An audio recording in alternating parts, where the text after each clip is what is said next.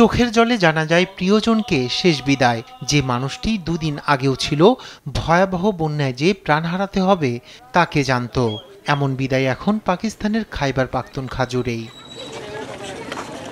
15 আগস্টের মেঘভাঙা বৃষ্টিতে আকস্মিক বন্যায় এ প্রদেশটি এখন মৃত্যুপুরী।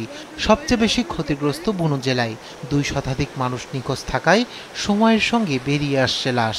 মর্গে বাড়ছে স্বজনদের চাপ। বুনোতে মেঘ বিস্ফোরণের ঘটনা বিরল বলছে প্রশাসন। 1 ঘন্টায় ঝরেছে 100 মিলিমিটার বৃষ্টি। এ দুর্যোগে মারা গেছেন কয়েকশো মানুষ, এখনো নিখোঁজ এবং ক্ষয়ক্ষতি অনেক। উদ্ধার কাজ চলমান। সব মিলিয়ে আসলে কতজন প্রাণ হারিয়েছেন তা এখনই বলা যাচ্ছে না। এবারের বর্ষায় সবচেয়ে ভয়াবহ বৃষ্টিপাত দেখেছে এখানকার বাসিন্দারা। এছাড়া উত্তরে গিলগিট বালুচিস্তানেও মারা গেছেন কয়েকজন। আবাদি জমির পাশাপাশি ক্ষয়ক্ষতিও অনেক। ধারাবাহিক মেঘভাঙা বৃষ্টি ও ভূমিধসে ধুঁকছে ভারত শাসিত জম্মু কাশ্মীরও। সবশেষ রোববার এমন দুর্যোগে ঝরেছে বেশ কয়েকজনের প্রাণ। নিউজ ডেস্ক, দেশ টিভি।